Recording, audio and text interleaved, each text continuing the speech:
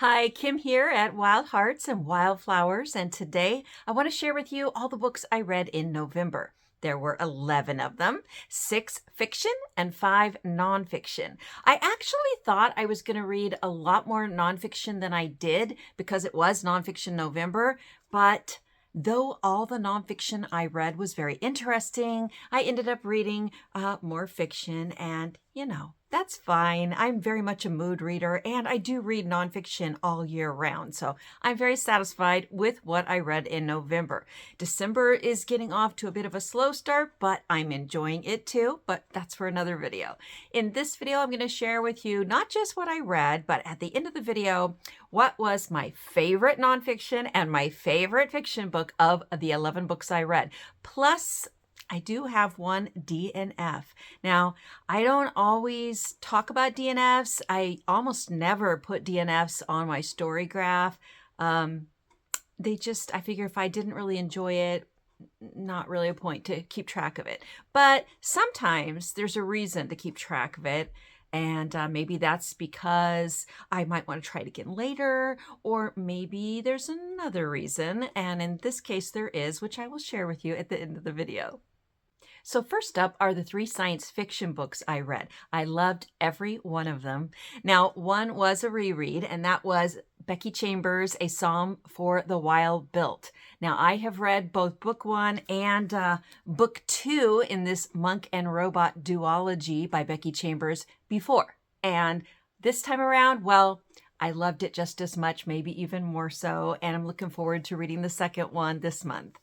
Now, I talked quite a bit about this series in my recent Cozy Books from All the Genres video, which I'll link at the end of this video if you want to find out more about the Monk and Robot duology. But Becky Chambers is the ultimate cozy science fiction writer. If you haven't read her yet, I can't stress enough that you need to do so. Now, that brings me to another book I read, also by Becky Chambers in November, and it is To Be Taught If Fortunate. Now, somehow or other, I managed to miss this book when it first came out. So I had the real pleasure of reading it for the first time in November. And even above the Monk and Robot duology and above the 4-book Wayfarers adventure series that she wrote, which, wow, that's an action-packed, more typical science fiction series, but with great character development. But above all 6 of those books, I found this novella, To Be Taught If Fortunate, to be the one I have enjoyed the most. And I look forward to reading it yet again. In this short but compelling and deep book, Ariadne is one of 4 astronauts who is exploring the universe. Specifically, she and her colleagues are doing ecological surveying of 4 habitable planets because the Earth knows it needs to colonize space sooner rather than later. Somehow, these 4 people out there all alone have managed to become a real family. And they come across many challenges. And I, again, with this book, like the Monk and Robot duology, described it much more thoroughly in my recent cozy book genres of all types. And so I don't want to repeat myself, but if you didn't see that video, check it out. Let me just say, though, again, this book took me to places I never would have imagined. And I only hope that at some point Becky Chambers writes a sequel to it. Now, the 3rd science fiction book I read in November was Life as We Knew It by Susan Beth Pfeffer. Now, this is the first book in a 4-book series, and it also is cozy science fiction. But I have read reviews that say books 2, 3, and 4, although some of them do revisit the characters in this first book, they are not nearly as cozy as the first book is. Now, when I say the first book is cozy, I'm not saying it's all warm and fuzzy, because it's not. There's a lot of very stark reality these characters have to face and survive in many ways after the sudden ending of life on Earth as we all know it right now. And they do manage to survive, and the ending is very satisfactory. And yet we know there's so much more to come, and that is what books 2, 3, and 4 are about. And so I'm really looking forward to reading those books this next year. Now, the other 3 fiction books I read were not science fiction. 2 of them were cozy mysteries. The first was Catherine Bruns' A Doomful of Sugar, which is book number 1 in her maple syrup mystery series. I have books 2 and 3 as well, and I am going to read them. But I will say, although there was so much about this book that I really liked, it has all the typical cozy mystery elements that I really enjoy. And, look at that cover. This is set in the fall, and it was very fall-like, very cozy. But there were a couple of things about it that were a little off-putting to me. And the first is that the murder victim is her own father. And the second is that her brother is the one the police think did it. So she starts to investigate to try to clear her brother's name. Then the other thing that was a little different for me was I had a harder time feeling connected to the main character. I will say that improved as the book went on, and I'm definitely going to be reading book number 2 because I have a feeling I'm actually really going to like this series a lot once I get into it. Now, the next cozy mystery I read was Some Like It Hot Buttered. This is by Jeffrey Cohen, and this is the double feature mystery series. And I've been meaning to reread this series for quite a while. It's one of the very first cozy mystery series I ever read. It's also one of the only ones I have, and I probably easily have over 100 cozy mystery series. Yeah, series. Some of them have 20 books or more in them, so that's a lot of books. It's one of the few that's written by a male, and he does a great job with this series. He's a very funny writer. So, cozy mysteries come in all shapes, forms, sizes, and Cohen's are always exceedingly funny. So the protagonist of this series is Elliot Freed, and he wants to make a go of bringing back to life, making a profit with the vintage theater in his small town, which he calls Comedy Tonight.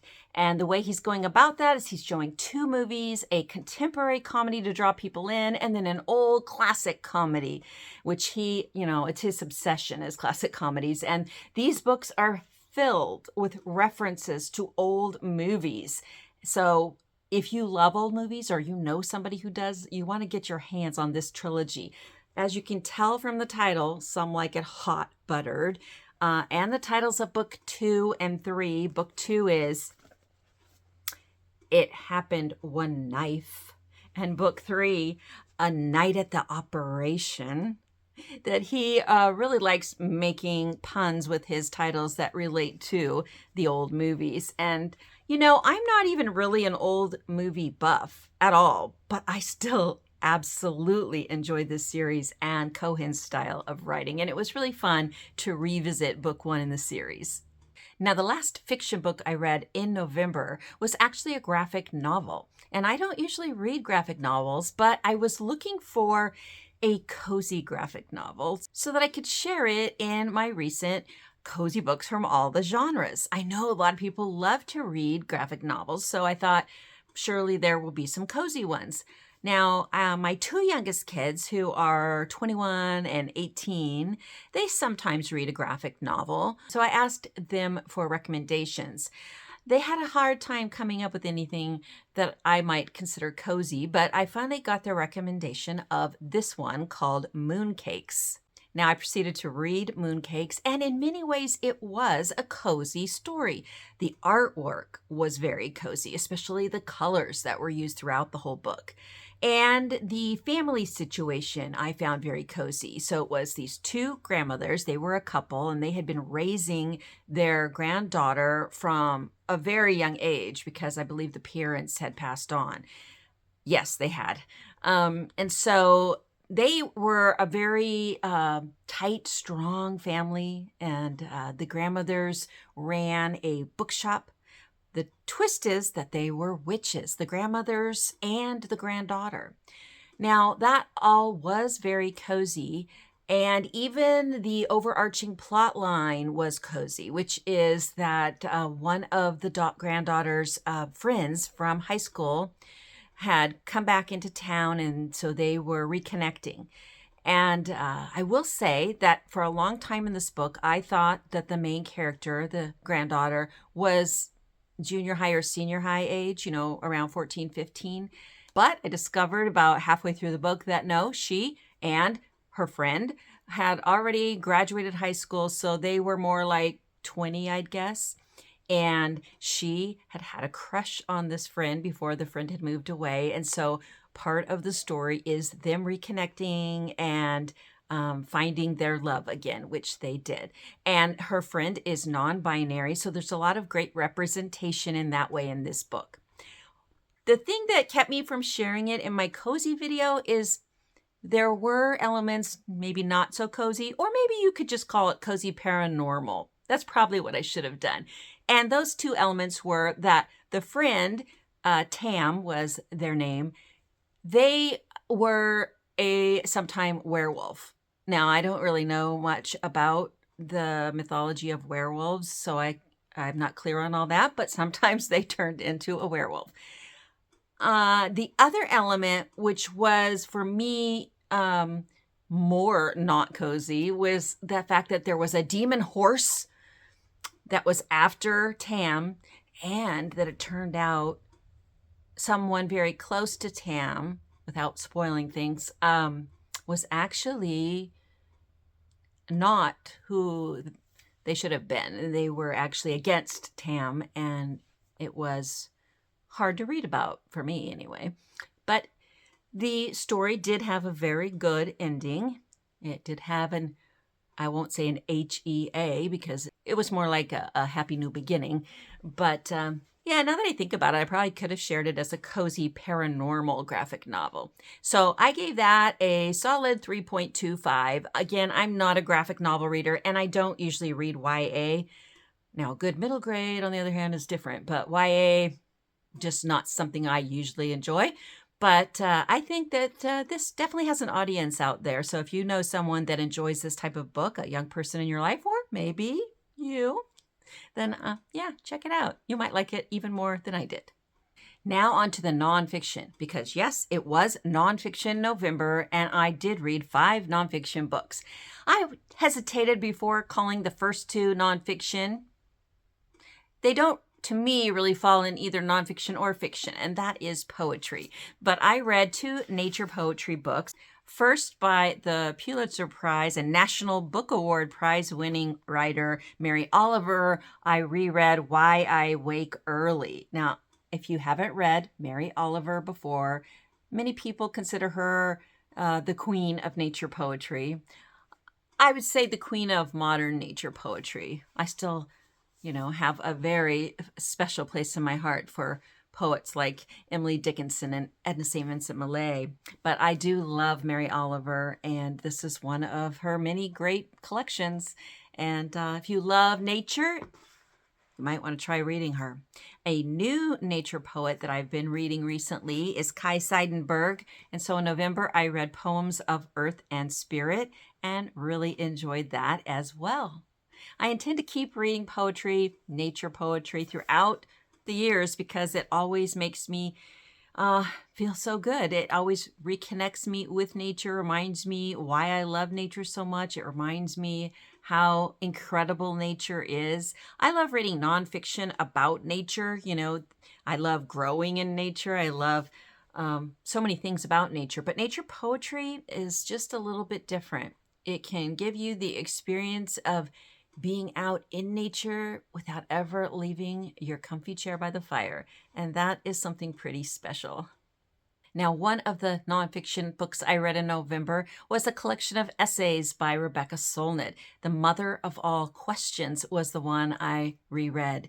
I started rereading it the morning after the election and just read it throughout the month and took my time with it. But I've read Rebecca Solnit for years, and she has a way with her words that dig so deep and yet is so real, so realistic.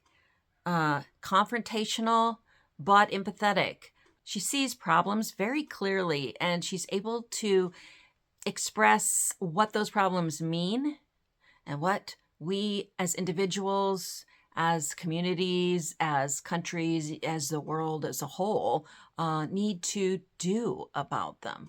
I mean, she doesn't offer any one-size-fits-all solutions, but she definitely is able to ask critical questions and propose very essential ways of thinking about these questions. The next collection of hers that I'm rereading is Whose Story Is This? Old Conflicts, New Chapters. Throughout 2025, I'm going to be reading more of Rebecca Solnit's books. Some of them rereads, but some of them new to me. She writes so many fascinating nonfiction books from, topics like ecological landscaping and the importance of activism on the part of our ecology to things like the history of walking throughout the ages and why it's important to us.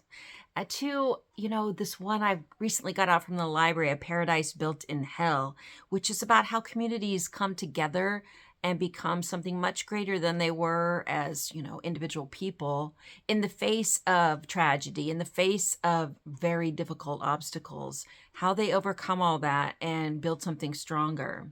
So yeah, I'm looking forward to reading more Rebecca Solnit throughout the coming years.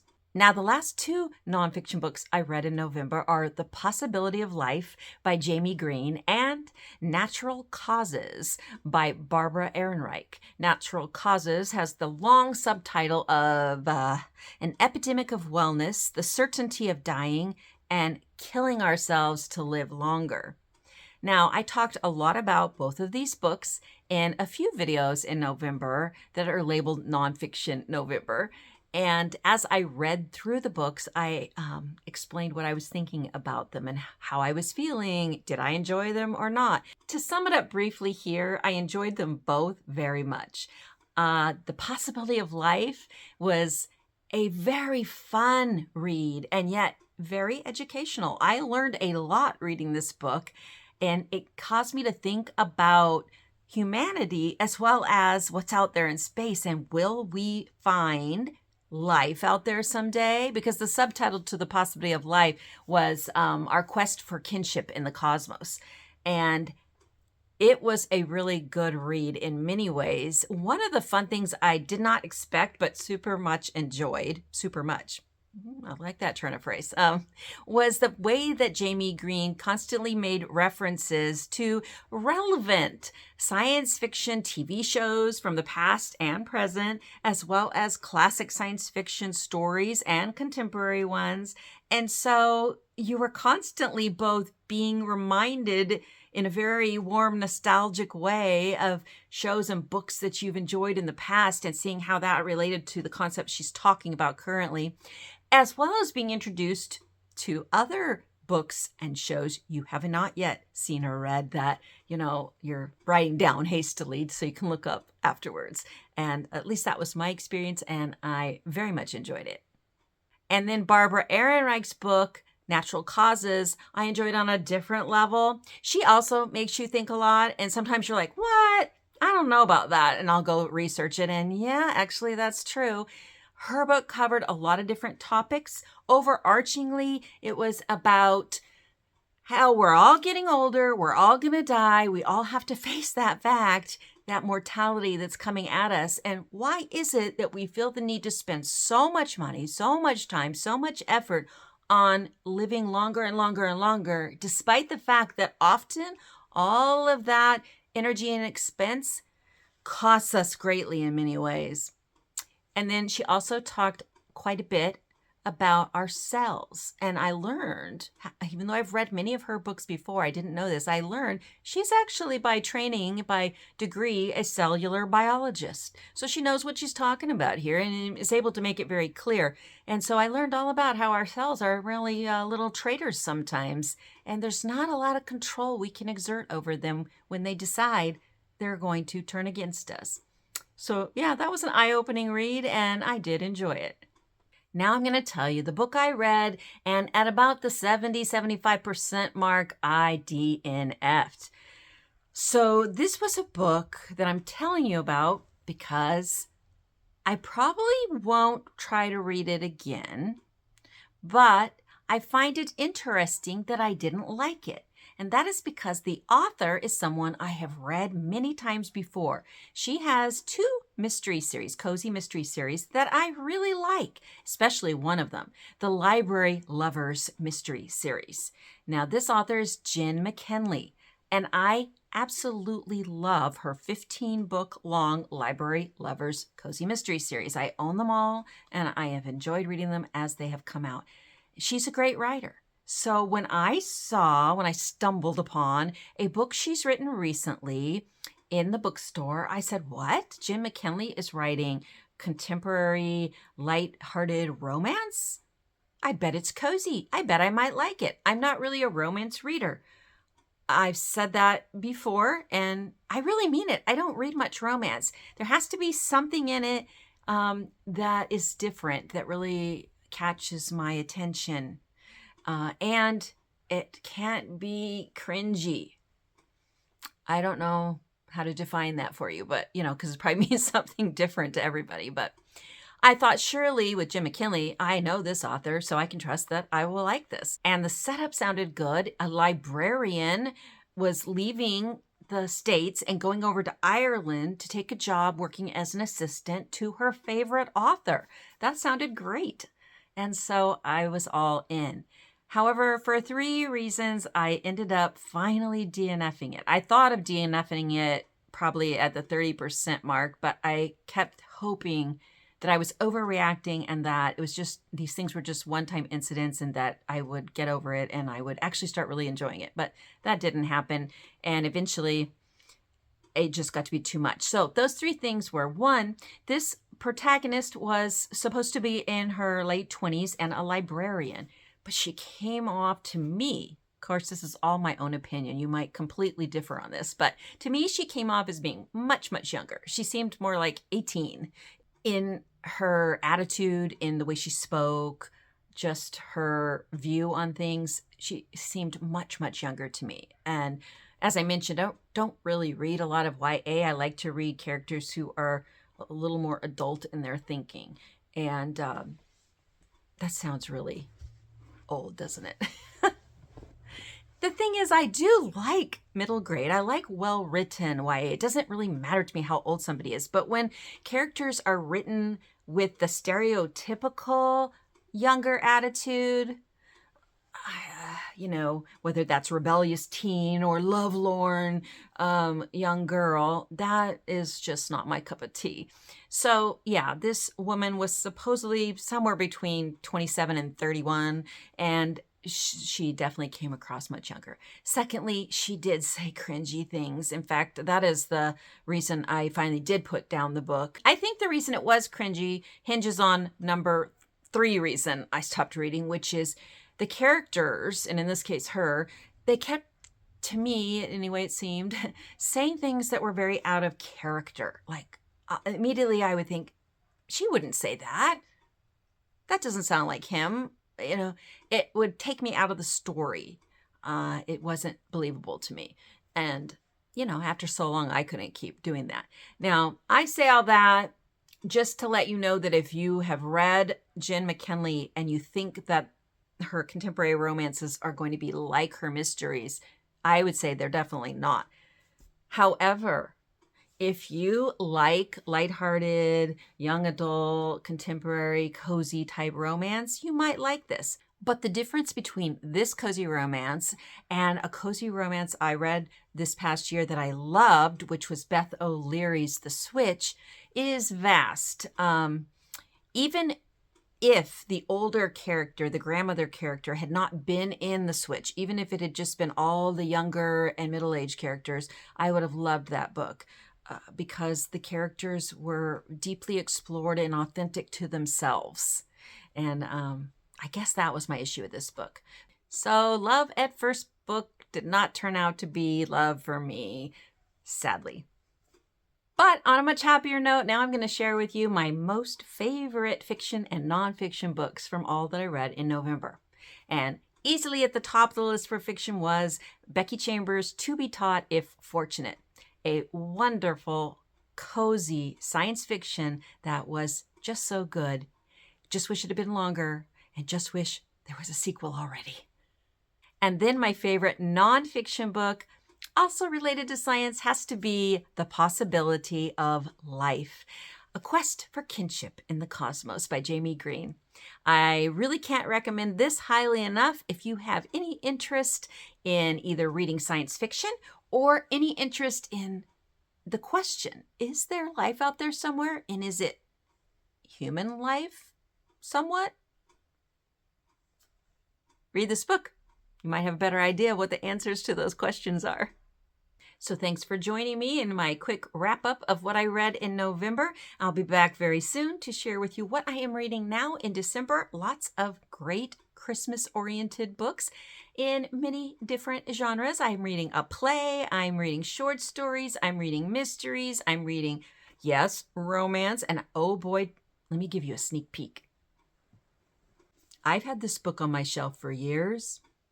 I just read it. I love it. The Christmas Bookshop by Jenny Colgan. It's so fun. Fun and funny and family-oriented. It's not even a romance until the very end of the book. It is fantastically great as far as exploring real-world relationships, family and otherwise. And I can't say enough about how much I loved it. More on that in another video. So until next time, I hope you're enjoying December, and I hope you're enjoying your reading.